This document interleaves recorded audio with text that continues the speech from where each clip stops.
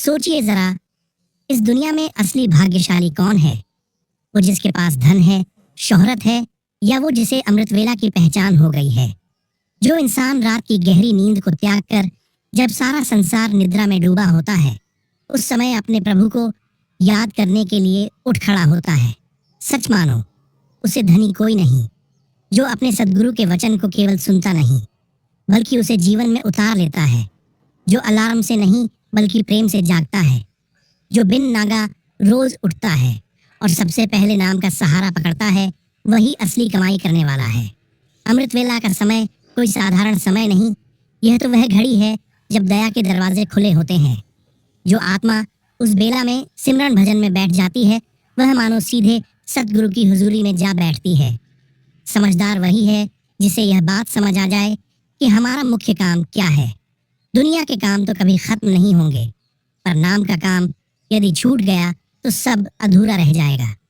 इसलिए जो सत्संगी हैं, जो नाम की कीमत जान गए हैं, वे पहले अपने असली फर्ज को निभाते हैं, सिमरन भजन को समय देते हैं। उसके बाद चाहे दुनिया का कोई भी काम करें, पर भीतर नाम की धारा चलती रहती है। ऐसे लोगों का दिन भी अलग होता है। वे बाहर से सामान्य दिखते हैं, पर अंदर से जुड़े रहते हैं। चलते फिरते, काम करते, व्यापार संभालते हुए भी उनके भीतर सिमरन की मीठी रुंझुन चलती रहती है। इसीलिए उनके चेहरे पर एक अलग सी शांति होती है। वे व्यर्थ के झगड़ों में नहीं पड़ते, किसी से वाद विवाद नहीं करते, क्योंकि उनका मन पहले ही ऊंचे सहारे से जुड़ा होता है। जो सुबह अपने सद्गुरु को प्रसन्न कर लेता है, उसका पूरा दिन मौज में बीतता है। वह परिस्थितियों का गुलाम नहीं रहता, बल्कि नाम का आसरा उसे हर हाल में स्थिर रखता है। इसलिए भाई, पहचानो अपने असली काम को। अमृत वेला केवल समय नहीं, यह आत्मा की उड़ान है। जो इस उड़ान को पकड़ लेता है, वही सच में ऊंचे भागों वाला कहलाता है। अब जरा जीवन के व्यवहार की बात करें। मान लो आप ऑफिस में हैं, दुकान पर हैं, खेत में हैं, या किसी भी जगह 4 लोगों के साथ काम कर रहे हैं। जहाँ 4 बर्तन होते हैं, वहाँ आवाज तो होती ही है। थोड़ा बहुत मतभेद, थोड़ी बहुत कहासुनी, यह तो संसार का स्वभाव है। पर फर्क वहाँ दिखाई देता है जहाँ एक सच्चा सत्संगी खड़ा होता है। जिस आत्मा ने सुबह नाम का सहारा लिया हो, जो अमृत वेला में अपने मन को झुका चुकी हो, वह दिन में किसी के शब्दों से हिलती नहीं। कोई कुछ भी कह दे, ऊंची आवाज में बोल दे, गलत समझ ले, पर वह पलटकर जवाब नहीं देता, क्योंकि उसे अपनी इज्जत की रक्षा शब्दों से नहीं बल्कि सहनशीलता से करनी आती है। वह जानता है कि मेरा मान सम्मान सद्गुरु के हाथ में है, मुझे हर बात का उत्तर नहीं देना।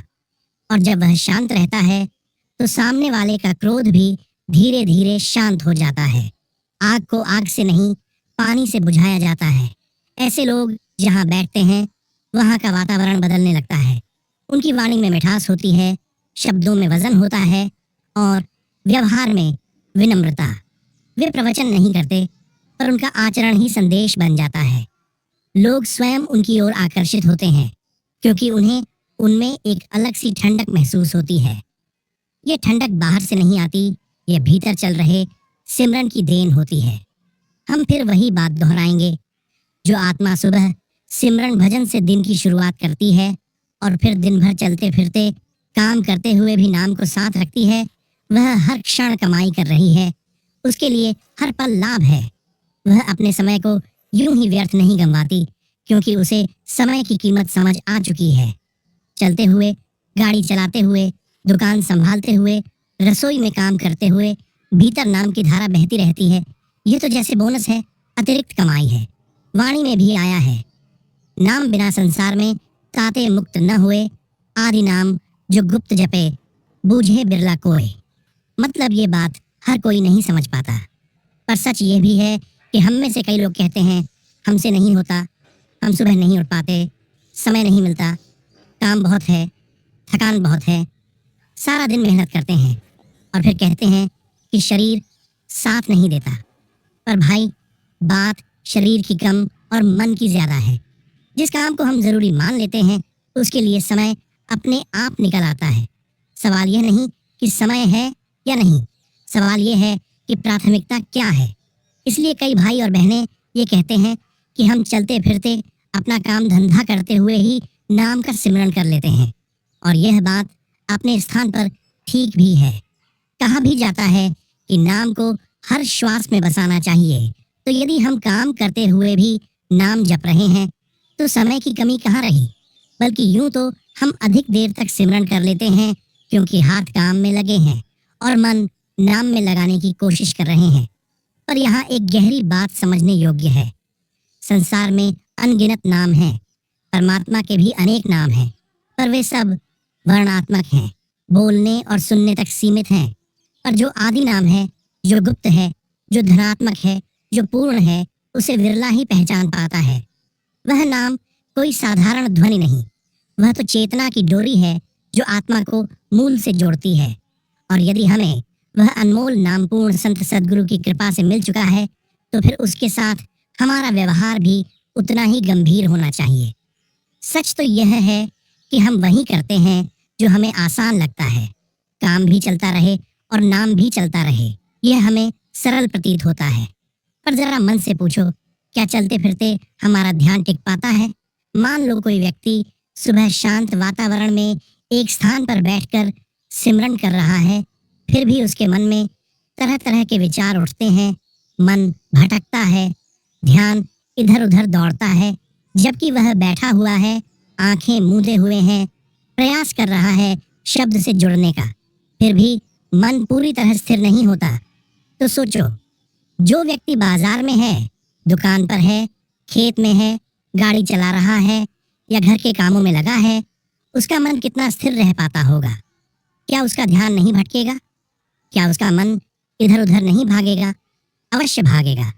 इसलिए मूल आधार वही है, सुबह का वह सच्चा, एकाग्र, समर्पित सिमरन।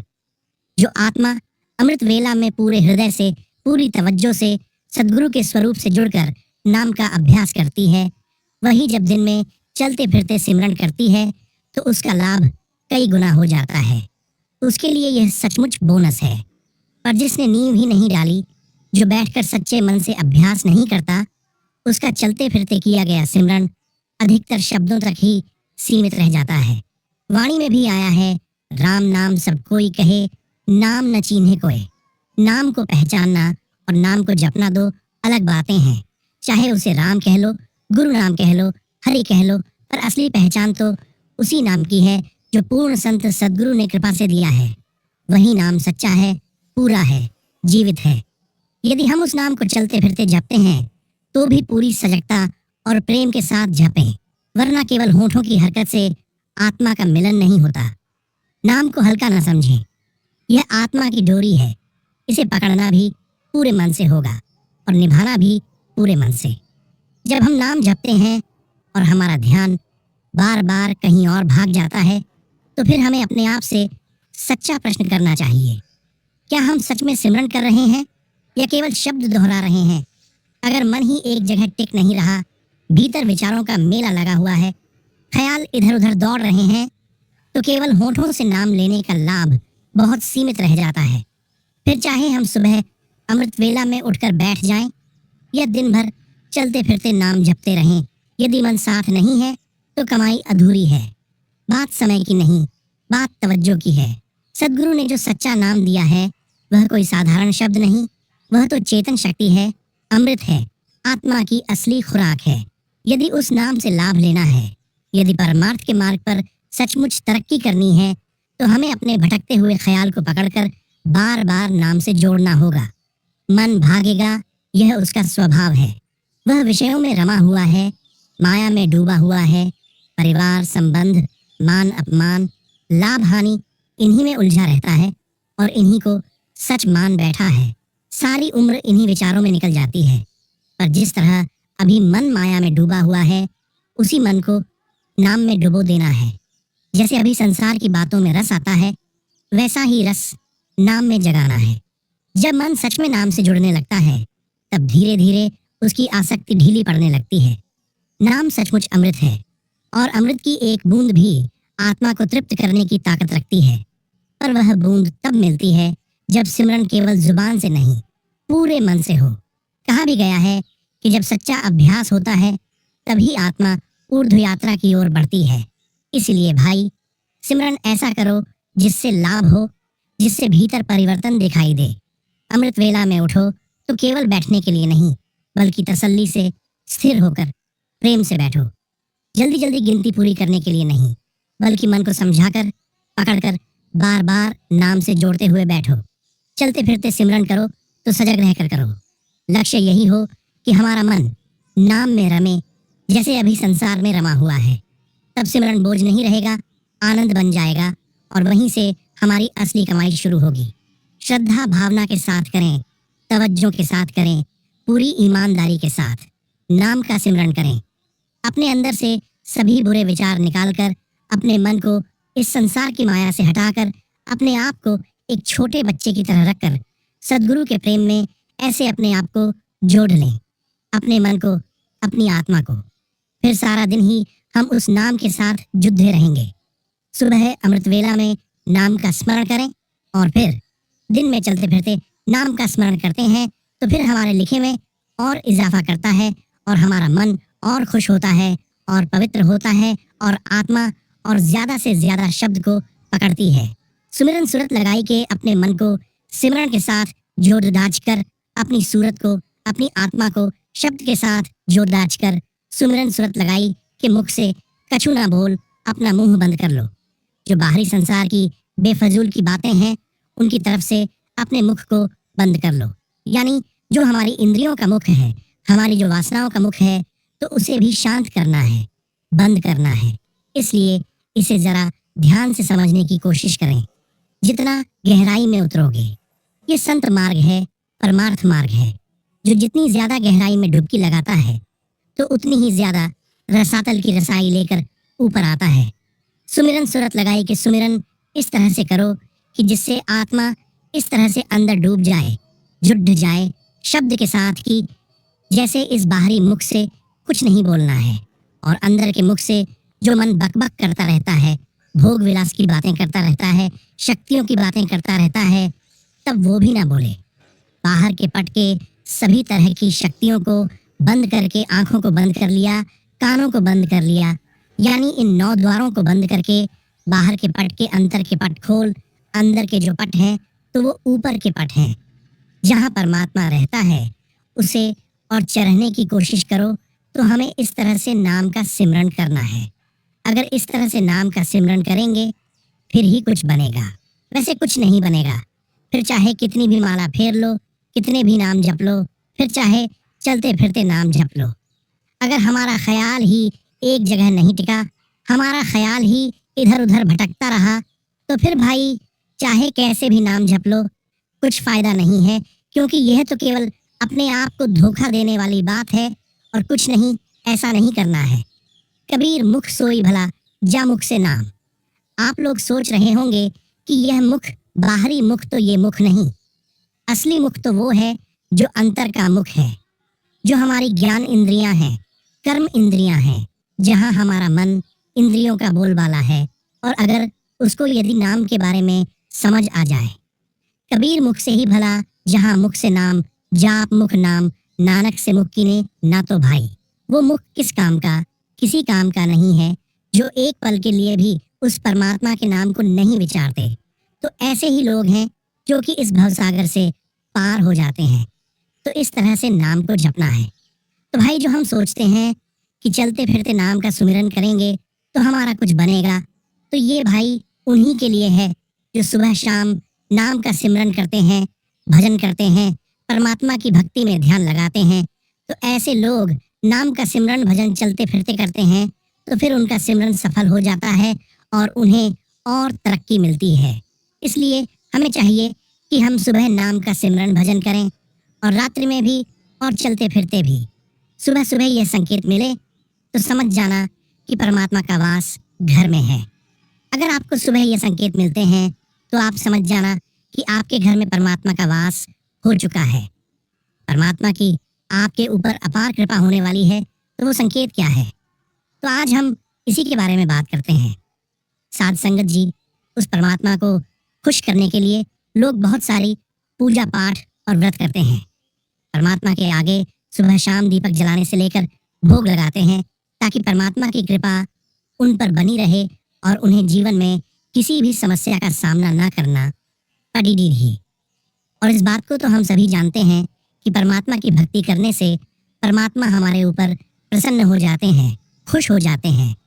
मगर क्या आपको पता है कि परमात्मा हमें इस बात का संकेत भी देते हैं? तो आइए जानते हैं उन संकेतों के बारे में जो आपको यह बताते हैं कि परमात्मा की विशेष कृपा आप पर बनी हुई है। जब आप परमात्मा की भक्ति करते हैं, पूजा पाठ करते हैं, परमात्मा की आराधना करते हैं, तो परमात्मा का वास आपके घर में होता ही है, फिर चाहे वो प्रत्यक्ष रूप से हो या फिर अप्रत्यक्ष रूप से। वो जब परमात्मा का घर में वास होता है तो आपको महसूस होने लगता है। कई बार तो आप उन्हें देख भी पाते होंगे। कई बार ऐसा होता है कि परमात्मा तो आपके घर में वास करते हैं, लेकिन आपकी कुछ गलतियों से वह लौट जाते हैं। आपके कुछ कर्मों के कारण वह लौट जाते हैं, क्योंकि उस समय अक्सर लोग यह गलती करते हैं कि वह कभी तो परमात्मा की भक्ति करते हैं और कभी छोटी डीएच देते हैं। तो परमात्मा की भक्ति में, आराधना में नागा नहीं डालना चाहिए। परमात्मा की भक्ति में नागा डाल देते हैं तो यह कभी नहीं डालना चाहिए। कभी भक्ति करते हैं और फिर कई दिन नहीं करते तो यह सही नहीं है। परमात्मा की भक्ति में कभी नागा नहीं डालना चाहिए, क्योंकि इस कारण से ही परमात्मा लौट जाते हैं। आपको कभी ऐसा नहीं करना चाहिए। और बहुत से लोग ऐसे भी होते हैं जिनके घर में परमात्मा तो वास करते हैं, लेकिन उन्हें इस बात का पता नहीं होता। वो स्वयं उनका अपमान करके उन्हें वापस भेज देते हैं, यह कहकर कि मैं परमात्मा की भक्ति तो करता हूँ, लेकिन फिर भी परमात्मा मुझे दिखाई क्यों नहीं देते हैं। आपके यह सब कर्तव्य आपके परमात्मा को रुष्ट कर देते हैं। इसलिए आज हम आपको बताएंगे, जिससे आप स्वयं जान पाएंगे कि परमात्मा का वास आपके घर में हो चुका है। जब आप सो रहे होते हैं और आपके अचानक ब्रह्म मुहूर्त में आंख खुल जाती है, और साथ ही यदि ब्रह्म मुहूर्त में ही ऐसा सपना दिखाई दे जैसे कि आप पूजा पाठ कर रहे हैं, नाम का जाप कर रहे हैं, तो ब्रह्म मुहूर्त में देखे गए ऐसे सपने भी इस बात का संकेत होता है कि परमात्मा आपके घर में है। और यदि आपको सुबह सुबह ब्रह्म मुहूर्त में ही शंख की आवाज़ सुनाई देती है, घंटियों की आवाज़ सुनाई देती है, ऐसी आवाज़ें अगर आपको सुनाई देती हैं तो यह दूसरा संकेत होता है कि जिससे पता चलता है कि परमात्मा आपके घर में आ गए हैं। जब भी आप सुबह सुबह नहा धोकर तैयार होते हैं और तब आपको एक अलग सी सुगंध आती है। ये एक अजीब सी सुगंध होती है जो आपके घर में किसी को नहीं आती, केवल आपको ही महसूस होती है। यह ना तो किसी इत्र की सुगंध होती है और ना ही किसी अगरबत्ती की, ना अन्य किसी चीज की। बस आपको ये अजीब सी सुगंध है। ये सुगंध आपके पूजा घर से आती है। अब वो घर जिस जगह भी होगा वहीं आपको सुगंध आएगी। जितना आप पूजा घर के पास जाते हैं तो उतनी ही आपको सुगंध ज्यादा आती है। तो ये महक सुगंध देवी देवताओं की होती है, जिससे आपको पता चलता है कि आपके घर में परमात्मा का वास हो चुका है। और अब जो नकारात्मक ऊर्जा होती है, जब इनका घर में आगमन होता है तो आपको घर के भीतर दुर्गंध आने लगती है। लेकिन जब परमात्मा का वास होता है तो यह सकारात्मक ऊर्जा का प्रवेश होता है, इसलिए आपको महक आने लगती है। ये महक बहुत ही अच्छी होती है, प्यारी सी होती है, मीठी सी होती है, जो आपका मन पूरी तरह से मोह लेती है। जब आप परमात्मा की भक्ति कर रहे होते हैं, परमात्मा की आराधना कर रहे होते हैं, तो उस समय यदि कोई जीव, कुत्ता, बिल्ली, गाय या फिर अन्य कोई भी व्यक्ति भिक्षु आपके द्वार पर आ जाता है और यह आपके साथ सप्ताह में 3-4 बार लगातार होता है कि जब आप परमात्मा की भक्ति करते हैं, आराधना करते हैं, तो यह उसी समय ही हो रहा है। तो इसका मतलब ये है कि परमात्मा आपके घर में दस्तक दे रहे हैं, उनका आगमन हो रहा है।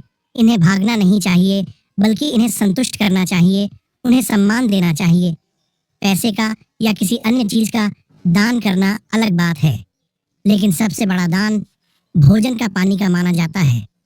अगर आपको रात में नींद के दौरान बार बार सपने आते हैं, मंदिर भगवान की मूर्ति का फोटो दिखाई देती है, तो इसका मतलब है कि आप पर परमात्मा की कृपा बनी हुई है। कई बार ऐसा होता है कि आप किसी चीज को लेने के लिए आगे बढ़ते हैं, लेकिन लेते वक्त आपके मन में उसे लेकर कुछ संशय आ जाती है। सब कुछ ठीक होने के बाद भी कुछ ऐसा होता है कि हमें उस फैसले को लेने से मन रोकता है। इसका मतलब ये माना जाता है कि आपके साथ किसी दैवीय शक्ति का आशीर्वाद है। जिन लोगों पर परमात्मा की कृपा होती है, वो अमीर हो या गरीब, उन्हें हर जगह सम्मान मिलता है। अगर किसी को कम मेहनत करने पर सफलता हासिल होती है, तो यह परमात्मा की कृपा की निशानी है। परमात्मा उन्हें हर परेशानियों से बचा लेते हैं। जिन लोगों से परमात्मा खुश रहते हैं, वह हर परिस्थिति में खुश रहते हैं। उनके जीवन में भले ही कितना भी दुख क्यों ना हो, मगर वह हमेशा खुश रहते हैं। परमात्मा के भाव में रहते हैं। उन्हें कभी भी किसी परेशानी से डर नहीं लगता। वह निडर रहते हैं। वह हर मुसीबत का हंसकर सामना करते हैं। धन की देवी माँ लक्ष्मी को साफ सफाई बहुत पसंद है। जिन घरों में साफ सफाई होती है, तो माता लक्ष्मी उस घर में वास करती है। शंख की आवाज भी देती है शुभ संकेत। हिंदू धर्म में शंख को खास स्थान दिया गया है। इतना ही नहीं, शंख की आवाज भी काफी शुभ मानी जाती है। इसीलिए किसी भी शुभ अवसर पर होने वाली पूजा पाठ में शंख बजाया जाता है। यदि सुबह सुबह उठने के बाद आपको शंख की आवाज सुनाई दे, तो यह एक शुभ संकेत होता है। यदि आपको लगातार 3 दिनों तक घर से निकलते समय नीलकंठ पक्षी दिखाई दे, तो समझ लीजिए कि परमात्मा ने आपकी सुन ली है। आपकी जल्द ही कोई बड़ी मनोकामना पूरी होने वाली है। नीलकंठ पक्षी का दिखना महादेव की कृपा होने का इशारा होता है। और यदि आपके घर के सामने अक्सर सफेद गाय आने लगे, या किसी दिन सफेद गाय आपके घर के सामने अपने बछड़े को दूध पिलाएं, तो यह देवी देवताओं की आप पर कृपा होने वाली है। यह बताता है कि आपकी पूजा भक्ति सफल हो रही है और आपके जीवन की सभी समस्याएं दूर होने वाली है। परमात्मा आपके सारे कष्ट और बुरे दिन खत्म करने वाले हैं। परमात्मा की भक्ति करते समय, आराधना करते समय आप इतने भावपूर्ण हो जाएं कि आपकी आंखों से आंसू निकलने लगे, तो यह इस बात का संकेत है कि परमात्मा ने आपके मन की बात सुन ली है। आपके सभी दुख दूर होने वाले हैं। अगर आपके घर में बिना किसी अगरबत्ती इस्तेमाल के भी आपके घर में खुशबू और ताजगी महसूस हो, तो यह समझ लेना कि आप पर परमात्मा की कृपा और साथ ही जल्द से जल्द आपके दिन फिरने वाले हैं। यदि परमात्मा की पूजा पाठ करते समय जो दीपक जलाया था, तो उसकी लौ अचानक से तेजी से जलने लगे, तो समझ लीजिए कि आपकी पूजा भक्ति सिद्ध होने वाली है। परमात्मा की कृपा से आपके दुख भरे दिन जल्द ही दूर होने वाले हैं। अगर अक्सर आपकी नींद सुबह सुबह अमृत वेले में 3 से 5 बजे के बीच में, यानी ब्रह्म मुहूर्त में खुल जाए, तो यह भी परमात्मा का संकेत है, क्योंकि वो परमात्मा ही आपको उठा रहे हैं भक्ति आराधना करने के लिए। और यह भी परमात्मा का एक संकेत है। परमात्मा आपकी भक्ति से प्रसन्न है। जिस व्यक्ति की नींद अचानक से बार बार रात के 3 से 5 बजे के बीच खुलती है, तो इसे मामूली बात ना समझें। यह संकेत बहुत ही शुभ माना जाता है। ऐसा माना जाता है कि रात के 3 से 5 बजे के बीच देवी देवताओं की शक्तियां जागृत होती हैं, जो कि आपसे बहुत कुछ कहना चाहती हैं। ऐसे में आपका बार बार 3 से 5 के बीच उठना कामयाब होने का संकेत है। और इसी समय में परमात्मा की भक्ति करके जो भी इच्छा आप करते हैं, तो वह परमात्मा तक पहुंच जाती है। परमात्मा आपकी प्रार्थना अवश्य सुनते हैं।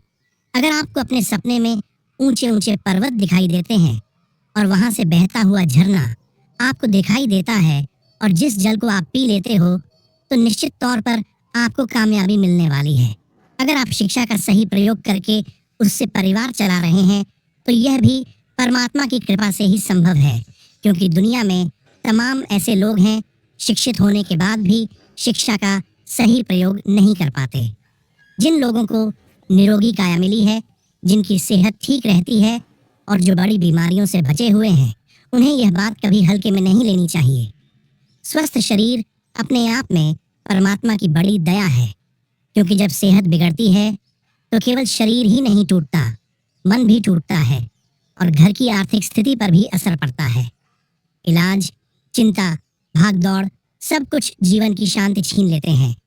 इसलिए जो निरोग हैं, उन्हें हर सुबह धन्यवाद के भाव से जीना चाहिए कि हमें यह देह सेवा और सिमरन के योग्य मिली है। इसी प्रकार यदि किसी को अच्छा जीवन साथी मिला है, समझदार पत्नी या सहयोगी पति मिला है, संस्कारी और आज्ञाकारी बच्चे मिले हैं, घर में आपसी प्रेम है, तो यह भी केवल किस्मत नहीं, यह भी परमात्मा की विशेष कृपा है। एक अच्छा जीवन साथी जीवन को स्वर्ग जैसा बना सकता है, और यदि स्वभाव मेल न खाए तो वही जीवन बोझ बन जाता है। इसलिए जो भी सामंजस्य, प्रेम और समझ हमारे घर में है, उसे कृपा समझकर संभालना चाहिए। जिन लोगों में सही और गलत की पहचान है, जिनका विवेक जागृत है, जो क्रोध को अपने ऊपर हावी नहीं होने देते, जिनका मन विपरीत परिस्थितियों में भी संतुलित रहता है, समझ लो उन पर ऊपर वाले का हाथ है। क्योंकि क्रोध पर काबू पाना, हर हाल में शांत रहना, हर परिस्थिति को स्वीकार करके संभालना, यह केवल किताबों से नहीं आता, यह अंदर की कमाई से आता है।